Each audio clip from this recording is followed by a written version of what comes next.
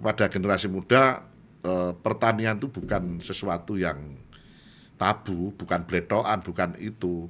Tapi kalau dikelola secara profesional, itu cuan, gitu kan. Ayo mari, gitu loh. Jangan belum sudah apa petani, apa pertanian, ya kan. Anak muda sekarang kan sukanya tidak bermimpi, dia mensukseskan mimpi orang lain.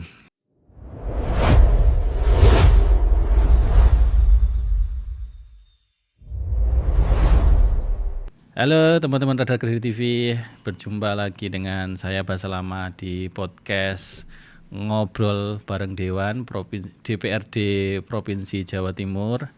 Dan tamu saya hari ini kalau bisa dibilang politikus yang ulung sekali. Sudah banyak makan asam garam karena beliau itu sudah memulai menjadi anggota dewan sejak tahun 99 sampai hari ini. Dan beliau adalah orang asli Kediri, dan kita sapa hari ini Pak Ejik Bintoro. Ya. Terima kasih Pak Ejik. Ya, Mas Basalama, selamat berjumpa. Dulu kurus, sekarang gemuk. Jadi lama nggak. Harus ada ini Pak ya, harus ada kemajuan berarti. Kemajuan perut maksudnya. Terima kasih Pak Ejik sudah mampir di Radar Kediri, ya. Dan hari ini kita akan ngobrol Pak Ejik sebagai anggota Komisi B ya Pak ya, di DPRD Provinsi Jawa Timur. Dan sebelum itu, ini saya mau tanya nih Pak. Jadi anggota dewan sejak tahun 99 sampai sekarang 2026 ya? 2026. Berarti sudah berapa tahun itu? Saya jeda satu periode kan. Satu periode. Ya, 2014 itu kan nyalonkan DPR RI. Betul. Yang PAW tidak jadi itu. Terus belajar bakulan di jalanan itu. Kemudian 2019 itu saya maju lewat PKB di DPRD Provinsi itu. Berarti di DPRD Provinsi sudah berapa periode? Dua periode ya. 2 periode. Nah, Pak, dari tahun 99 sampai 2026, gimana sih rasanya jadi anggota legislatif itu? Sebenarnya itu kan kesasar ya, kalau jadi dewan itu kesasar saya itu. Karena basic keluarga saya itu tidak ada yang di politik. Jadi semua kakak saya, adik saya, semuanya itu bisnis semua. Termasuk anak-anak saya itu kayaknya tidak ada yang mau di politik. Gak ada ya? Gak ada yang mau di politik. Jadi ya saya juga menyarankan sih sama mereka, politik itu bukan sebuah pekerjaan. Politik itu pengabdian. Ya, maka kalau kamu pengen bekerja, ya bekerjalah jadi pedagang, jadi apapun, bukan di politisi. Jadi kalau saya itu kan sudah terlanjur karena ada sejarah masa lalu di 99, reformasi, pengen ganti pemerintah, itu kan sudah politik sebenarnya. Nah, tiba-tiba di kandangan waktu itu tidak ada yang mau dicalekkan, maka saya didorong dari caleg. Padahal waktu itu saya manajer KUD. Nah, saya juga tidak kepikiran jadi apa enggak, ternyata jadi, kan gitu kan. Jadi disitulah malah awal belajar di politik, karena di awal reformasi itu.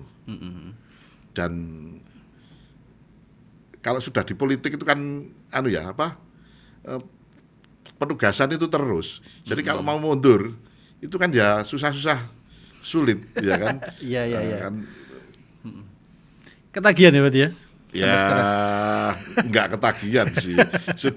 Sudah dunianya. Jadi akhirnya ya kalau ada kesibukan lain sudah pernah saya coba, saya buka warung, buka apa. Nah, tapi kalau temannya datang, yang datang orang politik diajak-ajak terus kan. Tapi mulia ya Pak ya, menjadi anggota dewan itu ya? Ya, semuanya kan kembali ke hati dan pikiran masing-masing, ya kan? Ya. Bahwa kalau hari ini banyak orang pesimis terkait ada politisi, bahwa politisi itu adalah sebuah semacam sesuatu yang tidak mulia, Menurut saya politik itu tetap mulia, asal diabdikan untuk kepentingan masyarakat. Dan kalau toh banyak orang pesimis terhadap politik, ya boleh-boleh saja. Tapi tetap wajib optimis. Masih banyak orang baik yang ingin mengabdikan dirinya di politik. Kalau kekuasaan itu tidak ada yang kontrol, itu kan lebih bahaya. Lebih bahaya. Jadi ya cocok tidak cocok, kita sudah menyepakati bahwa Indonesia ini negara Pancasila, dan dalam undang-undang itu ada presiden, ada DPR kabupaten, ada DPR provinsi, ada gubernur bupati, yaitu sebagai kontrol kan DPR, pengawasnya itu. Dan kita menyepakati itu. Pilar demokrasi, kan, gitu. Legislatif itu, betul. Dan hari ini kita mau ngomongin soal ini, Pak. Jadi kemarin itu kan di Timur Tengah ya. Di Timur Tengah ada konflik geopolitik antara, jadi ini tiga negara, Israel, kemudian Iran dan Amerika. Dan ini rasa-rasanya ini meskipun jauh dari kita, ya kan, jaraknya, ini kita kena dampaknya ini, terutama teman-teman di pertanian ya, para petani kita kena dampaknya dengan kenaikan pupuk non subsidi terutama ya. Sebenarnya bukan pupuk non subsidi saja yang terdampak, ya semua bidang iya kan. Tapi petani jelas terkena dampaknya itu. Makanya artinya sekarang itu batas dunia itu kan tidak jelas. Hampir dunia itu kan tidak ada batas. Semua saling ketergantungan, semua saling membutuhkan. Bahkan karena tidak ada batas, sekarang itu kan kita juga bisa berhubungan langsung dengan misalnya belanja Alibaba yang dari mana itu, Cina. Apapun, termasuk komunikasi persahabatan juga dengan orang luar bisa. Kalau dulu saya masih ingat zaman awal-awal 99 Dewan itu, teman-teman wartawan itu yang TV, kalau sore itu pasti naik bis ke Surabaya. Filenya itu dititipkan di bandara untuk dibawa ke Jakarta, kan begitu. Sekarang kan tinggal kirim. Nah, berarti artinya batas itu sudah tidak ada. Hari ini ada kejadian, besok disiarkan. Termasuk kalau bicara tentang barang-barang, setiap barang itu sekarang kan saling berhubungan. Jadi kalau misalnya harga minyak itu sekarang naik, itu kan bukan karena minyaknya yang tidak ada, tapi banyak komponen yang mempengaruhi minyak itu, ya kan. Termasuk perang, berarti kan keamanan. Akhirnya yang punya kapal pengen asuransi ditambah, kenaikan asuransi, dan banyak hal. Dan pupuk kita yang di Indonesia yang non subsidi ya, itu masih banyak bergantung impor, bergantung impor, termasuk pestisida itu banyak tergantung impor. Nah, karena itu di tanaman-tanaman tertentu ya pasti ada dampak dirasakan oleh petani. Ya alhamdulillahnya untuk subsidi pemerintah tetap menjamin aman. Aman ya. Ya selama APBD berjalan ini loh ya, APBN ini aman.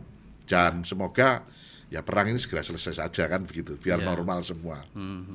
Saya itu di pasar itu orang sudah mengeluh, Pak, saya jualan biasanya sekian piring, yang warung loh itu terdampak, tapi sekarang turun sekian piring. Apa yang salah? Apa karena ada MBG? Apa karena ada ini? Apa karena perang? Ya, itu kan tidak kelihatan dampak dari mana dampak, tapi itu terasa oleh yang jualan-jualan itu terasa. Kemarin plastik sempat naik gitu, harga plastik. Ya, plastik kan impor. Walaupun tidak mungkin 100% impor yang lain, tapi kan tetap ada komponen impor. Dan naiknya itu ya karena keamanan itu mahal harganya. Betul. Apalagi kapal-kapal itu kan melewati Selat Hormuz yang menjadi ini ya, transportasi bagi kapal-kapal pengangkut minyak. Iya. Sehingga ada yang muter, ada yang tambah biaya, artinya naik di. Naiknya di biaya, dan sekarang penerbangan aja sudah naik lagi kalau tidak salah. Saya biasanya ke Jakarta tuh 1,2 sudah 1,5. kan ada kenaikan juga. Itu bahan bakarnya pesawat itu kan tidak disubsidi itu. Afturnya. Iya, tidak disubsidi. Iya, iya. Jadi ya naik. Iya.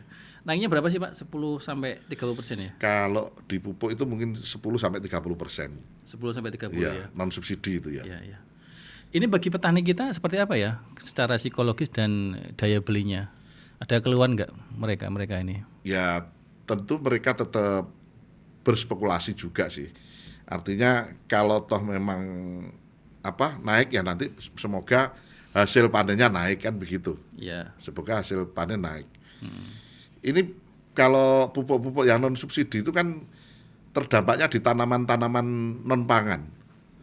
Bukan padi, bukan jagung. Itu kan masih di pupuk subsidi. Jadi masih aman. Tapi di luar itu seperti cabai itu kan nggak disubsidi, tomat apalagi. Yang tanaman-tanaman sayuran itu kan nggak disubsidi. Yang hortikultura itu yang itu yang kena dampak. Ya. Yang kayak pestisida kena dampak. Jadi nasi kotak aja kemarin cerita orangnya, Pak ini sedoyo mundak. Jadi ya saya naikkan gitu. Nasi kotak loh itu yang saya biasa pesan nasi kotak ya. Iya. Kadang apa segone dikurangi ya enak ya. Nah itu. Kadang orang juga kok dikurangi nasinya. Itu menjadi pertimbangan bagi penjual juga loh Pak, mengurangi nasi, mengurangi porsi. Iya. Ya kan? Ya karena ketika mengurangi orang kan jadi pedagang itu kan repot. Betul. Mengurangi nasi nanti pembeli protes, ditambah harga juga pembeli protes. Betul. Ya kan? Ya seperti itulah faktanya sekarang ini. Maka tapi saya yakin orang Indonesia kan tetap bisa adaptasi. Tahan banting ya. Jika di beberapa media mengatakan bahwa petani kita saat ini mengalami yang namanya double shock atau krisis ganda. Ya. Apa itu sebenarnya yang ingin jenengan sampaikan waktu itu? Jadi double shock itu begini. Satu, krisis itu karena pupuk yang bahan bakunya banyak yang impor itu terjadi kenaikan. Ya, terjadi kenaikan. Dan itu pasti akan berdampak bahan-bahan yang untuk pertanian itu naik, ya kan? Ya. Yang kedua, efek El Nino kalau tidak salah, efek El Nino, El Nino ya. ke depan ini kan diramal ada musim kemarau panjang. Nah, ini juga perlu dipikirkan karena ini mengkhawatirkan. Itu bisa mempengaruhi harga ke depan. Harga-harga bahan pertanian itu dimungkinkan ada kenaikan. Dan ini yang perlu didiskusikan pemangku-pemangku kepentingan di sini. Berarti yang pertama tadi kenaikan BBM, ya kan? Krisis karena kenaikan BBM ya. Krisis kenaikan BBM itu kan bukan naiknya kenaikan ini ya, biaya produksi. Biaya produksi, komponen produksinya. Ya, komponen produksinya naik. Ya, kan? Kemudian ramalan ke depan yang dimungkinkan ada musim karena faktor alam yang faktor kedua, alam itu yang yang kemungkinan kita hadapi. Pak, jika harus memilih ini. Ya. Ini yang paling mengancam kenaikan biaya produksinya atau faktor alamnya ini kalau harus memilih ini? Kalau perang itu kita tidak tahu, tidak bisa meramal kan, ya kan, tidak bisa meramal kapan selesai. Kalau mungkin berita tadi Trump bilang 3 hari selesai perang diakhiri, kan, kita tapi kan tidak tahu, ya kan, tidak tahu. Kalau musim kering itu ramalan BMKG itu bisa diprediksi. Jadi menurut saya ya sama-sama nggak enak dua-duanya itu, sama-sama nggak enak. Cuman kalau dampak kekeringan itu kan 1 tahun ke depan, ya. Kalau sekarang mungkin stok beras di Bulog, beberapa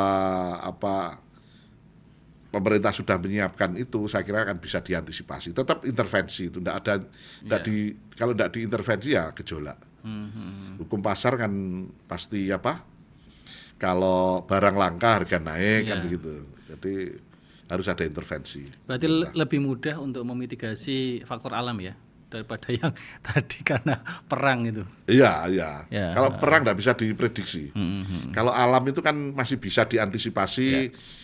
Pemerintah sudah menyiapkan ini kan bisa. Walaupun mungkin tetap ada nanti gejolak kenaikan, tapi kan tidak separah dan tidak bisa diramalnya perang itu kan. Iya, betul. Nah, ini dampak buat masyarakat kita ini yang di luar petani, yang bukan petani.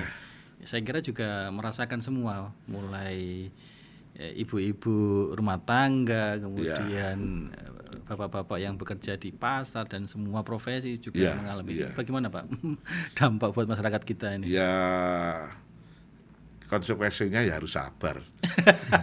Kita itu mengalami pandemi COVID kan. Betul ya. Orang-orang juga bisa menghadapi. Kalau toh memang sulit tempe didapat, ya makan kerupuk kan begitu.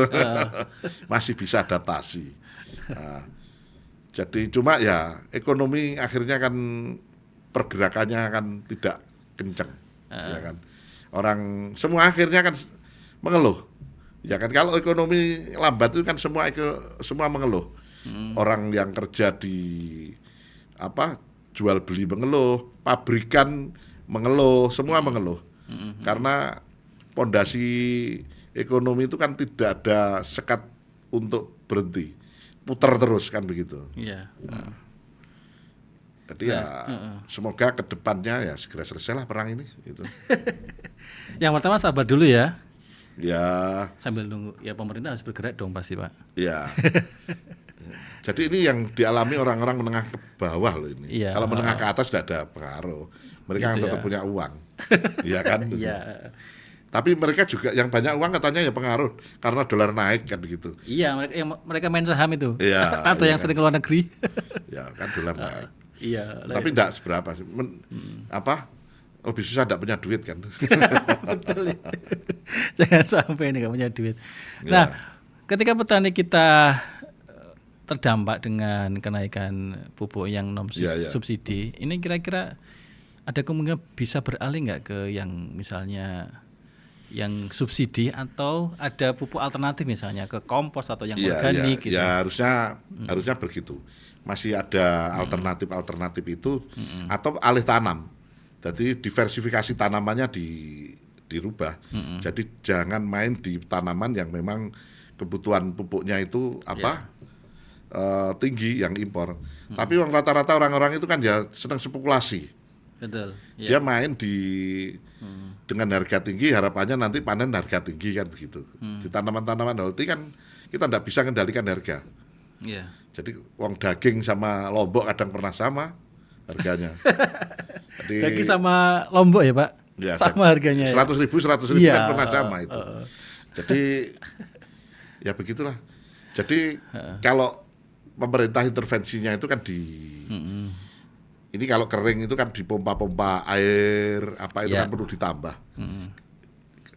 Ada daerah-daerah tertentu yang memang airnya susah. Dan itu harus dipikirkan alternatif bagaimana air. Kalau toh airnya kurang ya tetap mikir tentang diversifikasi tanaman, apa tanaman yang kira-kira kebutuhan airnya tidak harus banyak kan begitu. Jadi berpikir begitu. Yang penting kan makan. Kebutuhan terhadap pangan itu terpenuhi. Pangan itu kan beras, produksi beras itu masih disubsidi kan sama pemerintah pupuknya. Cuman airnya ini yang masalah kan nanti. Nah, dengan tambahan pompa air, bantuan tambahan pompa air, saya kira itu juga salah satu solusi untuk diberikan. Berarti di infrastruktur pertaniannya ya yang. Iya. Yang daerah-daerah rawan kan banyak daerah rawan. Pemetaannya saya kira dinas sudah tahu itu. Iya. Pak, jenengan sebagai anggota Komisi B yang mengurusi soal pertanian dan ekonomi, Pak Ersik melihat intervensi Pemprov terutamanya di Jawa Timur itu sejauh apa Pak untuk untuk menanggulangi pupuk yang kenaikan pupuk non subsidi ini, sejauh mana intervensi mereka? Pemerintah masih fokus pada kalau non subsidi ya. Pemerintah itu masih fokus mengamankan pupuk subsidi. Karena itu kan kebutuhan RDKK-nya kan real itu. Ya. Petani yang tanaman pangan itu realnya butuh ini. Nah, kalau yang kebutuhan non subsidi, Pemprov itu sering banyak program-program tentang cara ngajari pupuk kompos dengan jamur, dengan apa pupuk alternatif itu. Pupuk alternatif ya. Iya. Itu kalau toh Pemprov itu misalnya tidak ngajari, sebenarnya petani bisa belajar dari YouTube kok. Banyak sekarang. Banyak itu. Jadi makanya nggak perlu pelatihan berarti, lihat YouTube aja. Ya tidak bisa sih. Kalau tidak ada gurunya kan juga susah. Iya betul. Ya kan? Jadi sebenarnya alternatif itu banyak. Seperti kita itu kan tidak kering-kering amat sih sebenarnya ya, nggak kering-kering amat. Misalnya kita itu rata-rata rumah itu ada halaman yang space-nya nganggur. Cobalah kita pakai polybag, nanam apa, nanam sayur, nanam lombok. Itu kan sebenarnya salah satu terobosan untuk pemanfaatan tempat-tempat kosong. Itu bisa dibuat kegiatan ibu-ibu daripada belanja dan harus keluarkan uang kan gitu kan. Hidroponik itu ya? Ya hidroponik boleh atau pakai polybag boleh, ya kan. Itu pelatihan-pelatihan di mana-mana. Pemprov sering adakan itu, Pemkab mungkin juga sering. Nah, penyakit kita itu kan males kan. Nah itu. Malas, nggak mau belajar kan gitu. Tapi kalau ada cuannya nggak malas baginya Pak. Ya harus ada trigger. Iya. Menghasilkannya itu. Anak-anak muda itu kadang kan terbelenggu di merasa kebesaran jaket alma mater itu maksudnya. Jadi cari kerja itu rata-rata yang dipikir gaji berapa saya. Betul. Harusnya dia mikir apa yang harus saya karyakan, saya buat karya apa kan begitu. Di Ngadilue itu kan banyak, di Ngadilue itu yang tanaman bunga apa, itu tinggal niru kan. Tanaman-tanaman kayak bunga itu kan lebih mudah sebenarnya. Modalnya kan cuma 2, air dan sabar katanya gitu. Ya kan? Air, sabar nunggu apa tumbuh dulu. Ya. Yang kurang itu kan sabarnya biasanya ya. Sabar. Termasuk tanaman-tanaman di rumah itu apa? Sebenarnya nancapkan apapun di polybag, ya nggak usah dipupuk banyak-banyak juga tumbuh kok. Lombok itu tumbuh. Cuman orang sudah terbiasa nggak mau kesulitan gitu. Jadi enak di bakul pasar belanja gitu kan. Iya.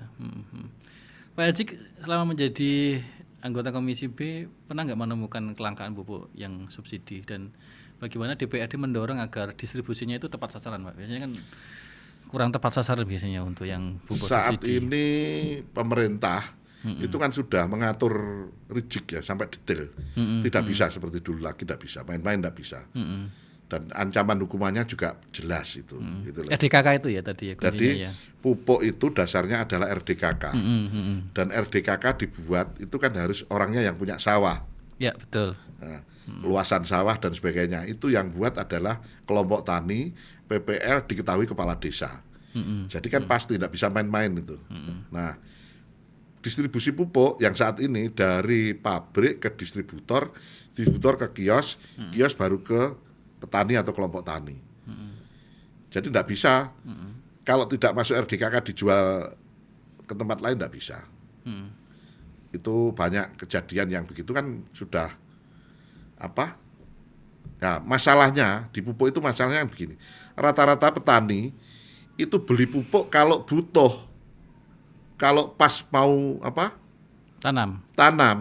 Nah, padahal pupuk itu sudah masuk RDKK yang harus dibeli di bulan 2-3, tidak segera ditebus di kios.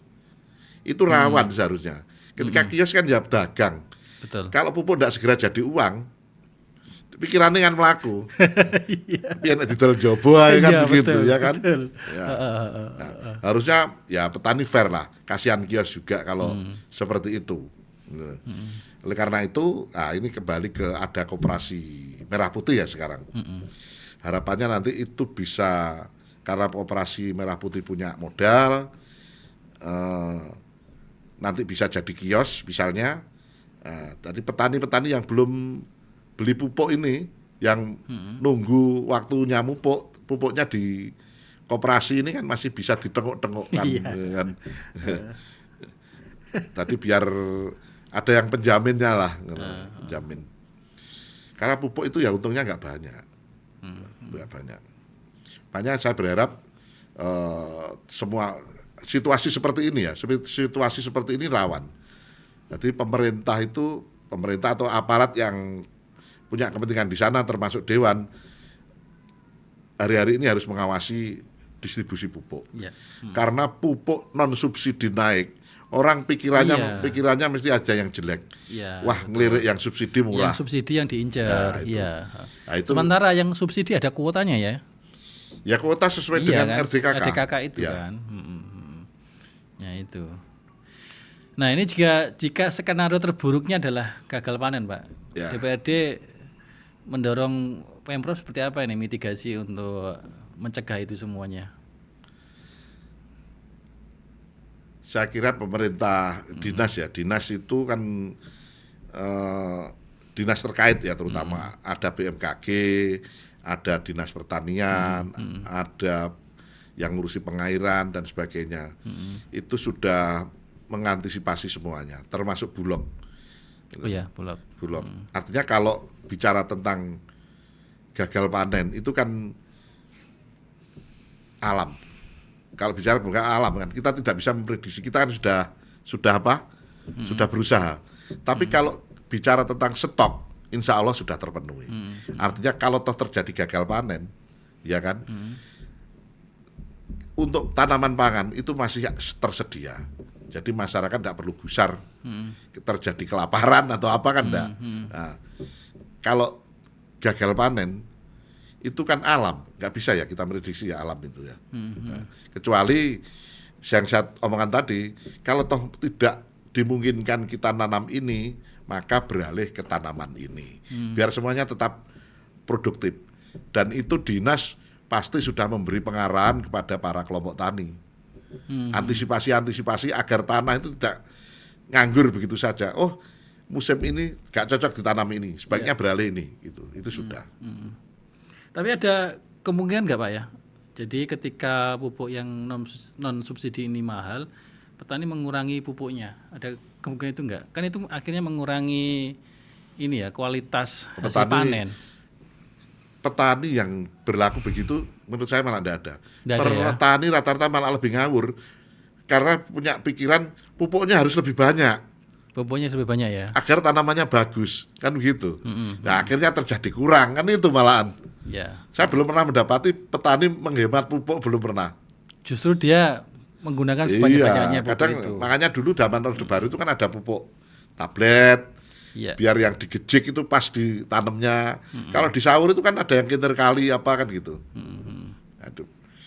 Jadi kalau petani menurut saya ya seperti itu. Makanya ini ngobrol yang lain ya, kalau dunia pertanian itu sekarang kan banyak para anak muda itu sudah tidak tertarik di pertanian. Yang kedua, dengan adanya petani itu kan turun temurun, yang dulu dari bapaknya mungkin 5 hektar turun ke anaknya bagi waris jadi 1 hektaran, turun lagi banon 1 tinggalan, ya kan sedikit, makin menyusut, ya kan, ya. Makin kecil. Dan itu kalau dikerjakan masing-masing satu, itu kan tidak cocok hasilnya, ya kan, tidak cocok. Kalau mau sebenarnya itu ya dikumpulkan lagi, itu tugasnya koperasi. Jadi koperasi itu akhirnya namanya koperasi pertanian misalnya. Jadi masing-masing sawah ini dijadikan satu, nek perlu galengannya dihilangi, itu kan bisa nanam daripada jadi galengan kecil-kecil. Itu dijadikan satu biar dikelola oleh yang ngerti pertanian betul-betul, yang lainnya ya kerja tempat lain. Itu kan bagus kan. Bukan hanya banyak orang terjun di situ dengan sawah kecil ya enggak nuntut malahan. Jadi di Jepang kan sudah begitu di Jepang. Di Jepang itu malah orang Indonesia yang kesana boro ngelola pertanian, jadikan satu dengan teknologi tinggi, yang lain kerja di tempat lain. Nah kalau kita kan tidak begitu, kita itu ya karena sudah dipecah-pecah kecil ya, cuman itu tok yang ditanam. Nah itu namanya apa? memelihara kemiskinan nanti malahan. Ya tetap dikelola oleh siapa yang bisa, hasilnya kayak koperasi gitu kan, hasilnya dibagi sesuai dengan hasilnya yang ngelola ya mungkin ada gaji atau apa gitu. Yang lain bisa melakukan aktivitas lain untuk mendapatkan uang. Itu kita kan, kita kalah di mekanisasi ya kalau dengan Jepang misalnya, bahkan dengan Thailand kita kalah dengan ya karena itu tadi, mekanisasinya karena kita itu kalah. kecil. Kalau mekanisasi kecil kan tidak nutut juga biayanya, Ya. ya kan? Ya, harusnya kan hamparan. Nah, itu yang bisa adalah orangnya dikumpulkan jadi satu. Udah saya ngelola, pakai teknologi, yang lain silahkan tempat kerja lain kan gitu tak. Ada space galengan tahu galengan enggak? Ya, tahu. Nah, galengan itu kan bisa dihilangkan, bisa ditanami. Kalau galengan itu sudah dihilangi semua, itu sudah berapa yang terselamatkan tidak ditanami kan? Kalau sudah di jalan itu satu petak 100, petaknya dihilangkan kan bisa itu. Yang penting sekarang ada teknologi namanya foto satelit, nah kan bisa ditandai atau patok kan masih bisa.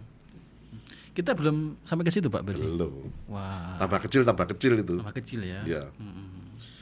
Tadi lahan pertanian tambah kecil karena orang kaya dibagi waris ke anaknya kan itu toh. Betul. Nah ini penting ini pesan jenengan ini buat para petani, apalagi petani-petani milenial dan sekarang sudah mulai turun ke petani generasi Z ini Pak. Iya. Kira-kira secara regenerasi ada nggak sih petani-petani muda kita itu? Apa kira-kira pesannya Pak? Jadi begini, ini secara umum dulu ya. Ya. Jadi pertahanan negara Indonesia ini negara itu harus mementingkan pangan. Ketika Pangan ya. Pangan. Ya orang itu kan harus makan tiap hari.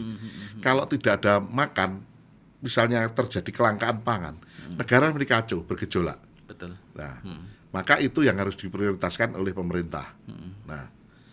Nah, pesan saya kepada bapak-bapak tani, ya kan, bapak-bapak tani itu harus jangan putus asa untuk mengkader dan mencetak generasi muda petani yang tentu dengan teknologi yang lebih maju, gitu. Teknologi lebih maju. Dan pemerintah, saya berharap pemerintah juga begitu. Di Kediri kita itu kan punya SPP pertanian ya. Ya. Saya berharap jangan tolak murid yang minat di pertanian. Yang di pelosok Klaten, SMK pelosok Klaten sekarang. Pokoknya jurusan pertanian yang mau daftar ke sana, yang mau daftar itu sudah bagus, ya kan? Berarti ada minat, jangan ditolak. Kalau perlu tambah lagi kelasnya sampai sekuatnya, gitu kan? Karena kita itu krisis petani, krisis kaderisasi petani. Kalau sekolah dibatasi, ya kan? Tidak ada kaderisasi petani. Kaderisasi kan lewat sekolah, ya kan? Nah, saya berharap pokoknya sekolah-sekolah pertanian itu tidak menolak murid yang daftar di pertanian, itu aja. Dan kepada generasi muda, pertanian itu bukan sesuatu yang tabu, bukan bletokan, bukan itu. Tapi kalau dikelola secara profesional, itu cuan, gitu kan. Ayo mari, gitu loh. Jangan belum sudah apa pertanian, ya kan. Anak muda sekarang kan sukanya tidak bermimpi, dia mensukseskan mimpi orang lain, ya kan. Anak muda itu jadi karyawan ini kan semacam mensukseskan mimpi orang lain. Nah, maka anak muda itu belajarlah bermimpi dan sukseskan mimpimu, gitu loh. Nah. Tapi sebenarnya apa ya Pak kira-kira kendala mereka? Apakah tidak ada support dari pemerintah atau memang buat apa sih susah jadi petani itu? Ya itu makanya ketertarikannya ndak ada. Sekarang itu apalagi zaman lebih maju, orang kan ndak mau kotor-kotor. Nanti pikirannya petani itu sudah kotor. Artinya sudah petani ndak penghasilannya berapa sih? Macul, kan seperti itu. Jadi padahal bisa jadi petani-petani modern. Artinya yang saya kenal ya anak-anak muda di pertanian itu dia tidak dengan lahan misalnya seadanya, dia memproduksi bibit. Nah, bibit itu kan harganya berkali-kali lipat. Berarti kan harus ada skill dan ilmu, penambahan value di produksi hasil produksinya, bagaimana akhirnya agar hasil produksinya bisa berlipat-lipat. Ya, jadi bibit kan begitu, unggul kan gitu. Artinya masih banyak terobosan di pertanian untuk penambahan value pertanian. Gitu. Kalau support pemerintah sejauh mana untuk mencetak petani-petani muda di kita? Kalau pusat itu ada sekolah sebenarnya. Sekolah pertanian di Malang, Lawang itu ada, di Jakarta, di Jawa Barat itu ada. Kalau kabupaten kan sudah ada ya kan. Nah, harusnya ditambah lagi dan digratiskan. Gratis? Ya harus digratiskan. Minat aja ndak ada, yang mau sekolah ndak ada, ndak gratis. Anak-anak sekarang itu lebih suka ke kuliah-kuliah yang menurut mereka bergengsi, gitu kan. Sekarang larinya mereka ke teknologi pasti, ke informasi. Itu yang pinter. Ya. Yang pinter, yang enggak ya enggak gitu loh. Yang penting sekolah aja gitu. Yang penting sekolah. Gitu. Dan rata-rata anak-anak muda aja nesu aku loh ya. Belajarlah bermimpi. Belajar bermimpi. Mimpi itu kan mudah, cuman mimpi, ya kan. Masa mimpi aja gak bisa kan itu. Angan-angan aja gak bisa. Kalau angan-angan gak bisa, bagaimana bisa mewujudkan gitu kan. Jadi belajarlah bermimpi, jangan mensukseskan mimpi orang lain. Ya. Kalau dari sisi regulasi Pak, pemerintah dan Dewan seperti apa? Apakah itu berpihak kepada petani regulasinya? Kalau di dunia di pertanian ini kan pusat juga menangani ya, provinsi menangani. Dalam hal pengendalian pupuk, pemerintah provinsi ikut terlibat sampai ke bawah. Dalam hal pelatihan itu kita selalu mendorong pelatihan, baik pelatihan pupuk, pelatihan skill-skillnya itu, terus bantuan bibit itu juga sudah dilakukan, bantuan bibit dilakukan. Jadi sudah banyak itu loh. Cuma masih kurang banyak kan itu lah, ya kan. Dan yang penting mindset anak-anak muda itu dirubah, bahwa petani itu elit, maksud saya begitu. Jadi bukan rendah. Apalagi ini ya targetnya presiden ini kan swasembada pangan ini. Ya. Ini target yang harusnya didukung. Ya. Dengan regenerasi petani dan produktivitas lahan. Masalahnya mereka kan bilang, aku nggak ada lahan nih. Kan, misalnya aku nggak punya lahan atau lahan saya sempit kan begitu. Ya petani kan tidak hanya macul, ya kan. Yang penting apapun di situ, misalnya selain bikin bibit, bikin apa, artinya pasca panen itu kan ada bikin hal-hal yang belum ada. Wangel lagi mikir lagi ya. Iya. Jadi anak muda itu mari menciptakan produk yang belum ada, yang tingkat kesulitannya tinggi, mungkin itu berupa makanan atau apa, kan begitu kan? Nah, biar orang tidak niru dan hanya satu brand milik mereka kan itu. Ya harus mikir, harus mikir. Kayak sekarang UKM yang di Kediri aja ada McD misalnya. Itu sampai buka cabang hanya ayam. Semua orang kan sebenarnya bisa jualan ayam. Nah, berarti ada penambahan value di situ. Harus ada value-nya ya. Jadi makanya ya mimpi dulu lah, angen-angen. Usaha bikin ini. Ya semua tentu tidak jalan langsung sukses gitu, enggak kan. Ya tetap mesti ada proses. Tapi sekarang kan lebih mudah. Sekarang bisa ATM, amati, tiru, modifikasi. Banyak belajar dari apa? AI ya Pak? AI. Tanya di situ. Apa aja ditanya muncul kok. Ditanya apa muncul. Saya tadi pagi sudah mulai buka-buka tentang resep rawon. Tentang resep rawon nguling yang terkenal. Itu muncul. Iya, resepnya bagaimana itu muncul. Iya kan? Bisa dimodifikasi tuh ya. Iya. Apa aja bisa gitu. Tinggal kemauan dan bisa melihat pasar. Melihat pasar itu maksudnya begini. jangan memproduksi tanpa melihat pasar. Jadi orang-orang kadang mancing di tempat kolam yang tidak ada ikannya, lah susah. Jualan di tempat sepi itu susah. Jadi harus ada analisa dulu, ada dipelajari dulu. Oh, ini tingkat permintaan di sini apa, baru bikin produk. Belum sudah bikin produk nggak laku, pemerintah disalahkan. Dewan piye kan? Itu Mas Basalamah. Betul. Pak, ini sudah lebih dari 40 menit. Masa? Oh. Ya. Dan yang saya tangkap tadi adalah bagaimana berani bermimpi ya untuk anak muda kita. Ya. Supaya petani kita ada penerusnya ini. Ya. Ini kalau tidak ada petani gagal ini swasembada pangan pasti. Dan mengantisipasi situasi ini ya.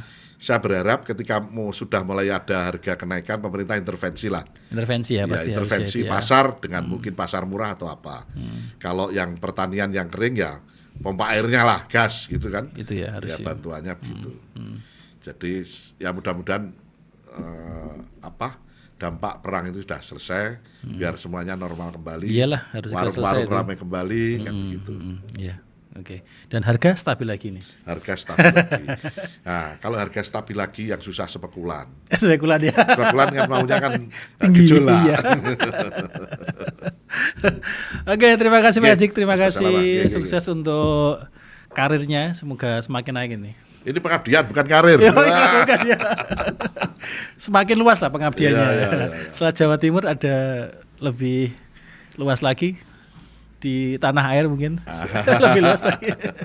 Terima kasih Pak Ajik, terima kasih semuanya teman-teman.